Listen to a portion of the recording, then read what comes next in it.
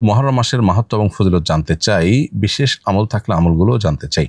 আলহামদুলিল্লাহ, মুহররম মাস আমাদের খুবই নিকটে। মুহররম মাস হিজরি বর্ষের প্রথম মাস এবং সম্মানিত 4টি মাসের একটি। আল্লাহ সুবহানাহু ওয়া তাআলা কোরআনে কারিমে বলেছেন, ইন্না ইদ্দাতাশ শুহুরি ইনদাল্লাহি 12 শাহরান ফি কিতাবিল্লাহি ওয়া মা খালাকাস সামাওয়াতি ওয়াল আরদ মিনহা আরবাআতুন হুরুম। নবমণ্ডল এবং ভূমণ্ডল সৃষ্টির দিন থেকে আল্লাহর কাছে বছরের গণনায় 12টি মাস রয়েছে, তবে এর মধ্যে 4টি মাস হলো বিশেষভাবে সম্মানিত এবং মর্যাদাপূর্ণ। এই সম্মানিত 4 মাসের একটি হলো মুহররম। মূলত 3টি মাসই ধারাবাহিক সম্মানিত 4 মাসের মধ্য থেকে। তার একটি হলো জিলকদ, অপরটি জিলহজ, আর শেষটি হলো মুহররম। আর 4র্থ নম্বর মাসটি হলো রজব মাস, যেটি শাবান এবং জুমাদা সানিয়ার মাঝামাঝি মাস।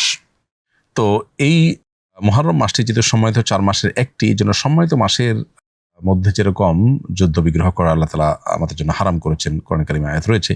এর বাইরে সম্মানিত মাসগুলো সম্পর্কে আল্লাহ বলেছেন, ফালা তাজলিমু ফিহিন্না আনফুসাকুম, তোমরা নিজেদের প্রতি অবিচার করবে না এই মাসগুলোতে। সেজন্য গুনাহ থেকে বেঁচে থাকার জন্য বিশেষভাবে আমরা সচেষ্ট থাকবো ইনশাআল্লাহ।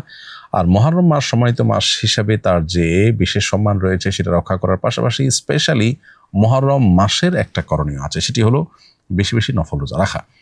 নবী করিম সাল্লাল্লাহু আলাইহি ওয়াসাল্লাম বলেছেন, আফদালুস সিয়ামি বা'দা রমাদান শাহরুল্লাহি মুহররম, অর্থাৎ রমজানের পরে সবচেয়ে উত্তম রোজা হলো আল্লাহর মাস মুহররম মাসের রোজা, যেটা সহিহ মুসলিমে বর্ণিত হয়েছে।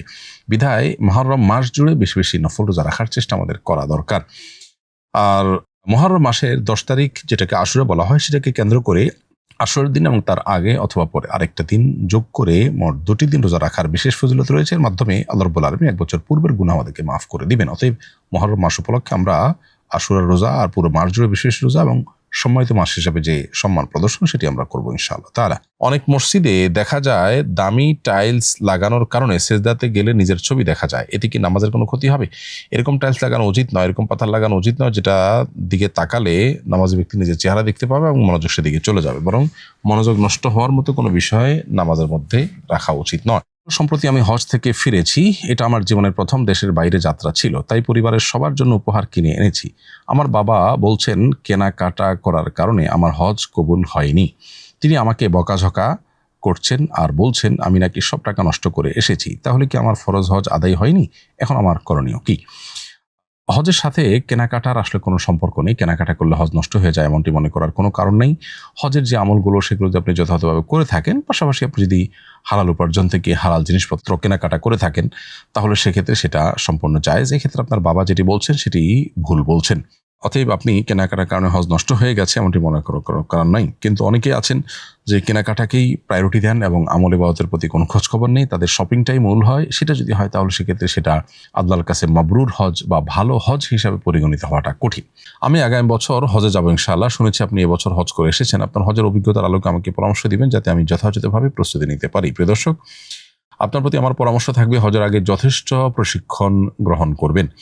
আসন্না ফাউন্ডেশন থেকে আমরা হজ প্রশিক্ষণ দিয়ে থাকি প্রতি বছর 3-4টি বা কোনো কোনো সময় 5টি ধাপেও আমরা প্রশিক্ষণ দিয়ে থাকি। আমাদের 500 লোক এর সংকলন হয়, এরকম একটি অডিটোরিয়াম আছে। সেখানে আমরা এক ধাপে সবাইকে ট্রেনিং করিয়ে শেষ করতে না পারলেও কয়েক ধাপে আমরা সবাইকে প্রশিক্ষণের আওতায় আনার চেষ্টা করি। সেখানে 6 থেকে 7 ঘন্টা ব্যাপী প্রায় 400 স্লাইড প্রেজেন্টেশনের মাধ্যমে হজের পূর্ণাঙ্গ প্রশিক্ষণ দেওয়া হয়ে থাকে। এর বাইরেও আরও বিভিন্ন ওলামায়ে কেরাম বিভিন্ন উদ্যোগে বিভিন্নভাবে তারা হজের প্রশিক্ষণ দিয়ে থাকেন। বিধায় যথাযথভাবে হজের প্রশিক্ষণ নেবেন, এটি হলো আপনার প্রতি আমার পরামর্শ। আর দ্বিতীয়ত হলো হজকে বিস্তারিতভাবে জানবার জন্য আপনি একাধিক বই পুস্তক আগাগোড়া পড়বেন, সম্ভব হলে গ্রুপ স্টাডি করবেন। এর মাধ্যমে আপনার হজের বিষয়টা আপনার জন্য সহজ হবে এবং আপনি পারফর্ম করতে পারবেন ইজিলি ইনশাআল্লাহ। আল্লাহর কাছে দোয়া তো করবেনই, আল্লাহ যেন আপনাকে হজ সহি শুদ্ধভাবে সঠিকভাবে করার তৌফিক দান করেন। কারণ হজ করতে গিয়ে টুকটাক তো বটেই, কোনো কোনো ক্ষেত্রে বড় বড় ভুল পর্যন্ত করে অনেকে আসেন, যেটা পরবর্তীতে তার প্রায়শ্চিত্তের কারণ হয়। নবীজি সাল্লাল্লাহু আলাইহি সাল্লামের পেশাবও সুগন্ধযুক্ত ছিল বলে সিরাতের এক বইয়ে পড়েছিলাম। তাহলে কি নবীজির পেশাব পবিত্র ছিল এবং তার সুগন্ধি বা পানির মতো ব্যবহার করা যেত? নবী করিম সাল্লাল্লাহু আলাইহি সাল্লামের ঘামে সুগন্ধি ছিল, এটি বিশুদ্ধ হাদিস দ্বারা প্রমাণিত। কিন্তু তার পেশাবের সুগন্ধি ছিল এমন কোনো বিশুদ্ধ হাদিস আমাদের জানা নেই। যারা নিয়মিত নামাজ রোজা কিছুই আদায় করে না, এমনকি শুক্রবার জুমার নামাজও পড়ে না, কিন্তু আল্লাহকে বিশ্বাস করে, এদের ব্যাপারে শরিয়ার বিধান কি? যদি কেউ নামাজ রোজাকে ফরজ বলে স্বীকার করে কিন্তু অলসতার কারণে পড়ে না, এরা মুসলমান বলে গণ্য হবে। আর যদি নামাজ রোজাকে ফরজ বলে স্বীকারই না করে, তাহলে সেক্ষেত্রে কাফির বলে গণ্য হবে এবং সেক্ষেত্রে সে নামাজ অস্বীকারী হিসাবে বিবেচিত হবে এবং ফলে সে ইসলাম থেকে খারিজ হতে পারে। আজকের ফজরের নামাজের সময় তাশাহুদ পড়ার সময় ঘুমের ঝিমুনি আসে, আবার পড়ি আবার ঝিমুনি আসে, এভাবে কয়েকবার হয়েছে, এভাবে নামাজ শেষ করেছি, আমার নামাজ হয়েছে কিনা, আবার পড়তে হবে কিনা?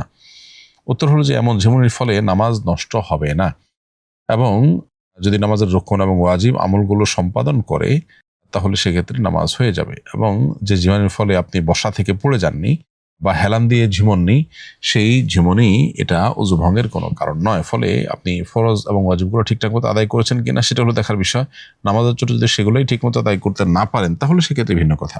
আর যদি সেগুলো আদায় করে থাকেন তাহলে আপনার নামাজ বিশুদ্ধ হয়ে গেছে। আমাদের মরদেহ বহনের জন্য একটি কাঠের খাটিয়া ছিল, এটি আগে জানাজা ও দাফনের কাজে ব্যবহার হতো, এখন এটি দুর্বল ও অচল হয়ে গেছে। কেউ কেউ বলছেন পুড়িয়ে ফেলতে, আবার কেউ বলছেন জ্বালানি হিসাবে বিক্রি করে দিতে। আসলে কি করা উচিত, সঠিক নির্দেশনা দিবেন। জ্বালানি হিসাবে যদি এটাকে বিক্রি করে দেন তাতে কোনো অসুবিধা নেই, আর যদি বিক্রি করে দেওয়া হয় এটা ব্যবহার উপযোগী থাকে, কেউ যদি ব্যবহার করতে পারে, তাহলে বিক্রির টাকা দিয়ে আবার একটা খাট বা জাতীয় কাজ করা হলো, সেক্ষেত্রেও কোনো অসুবিধা নেই। তবে ব্যবহার অনুপযোগী হয়ে গেলে সেটা তার বিক্রি করার কোনো বিশেষ লাভ নেই, পুড়িয়ে ফেলতে পারেন বা জ্বালানি হিসাবে ব্যবহার করতে পারেন কিংবা বিক্রি করতে পারেন। আমার শ্বশুর বয়োবৃদ্ধ, নামাজের জায়নামাজের অনিচ্ছায় পেশাব করে দিয়েছেন, জায়নামাজটা অনেক মোটা, নিংড়ানো সম্ভব নয়, এটাকে পবিত্র করার পদ্ধতি কি? আর জায়নামাজকে অপবিত্র করে ফেললে নাকি এর বিনিময়ে সাদেকা করতে হয়, এই কয় টাকা সাদেকা করতে হবে? আর শেষেরটা দিয়ে শুরু করি। জায়নামাজকে অপবিত্র করে ফেললে সাদকা করতে হয় এরকম কোনো কথা কোরআন বা হাদিসে কোথাও বর্ণিত হয়নি, কোনো ফিকহ ফাতোয়ার কিতাবে এরকম কোনো মাসআলা আমাদের চোখে পড়েনি।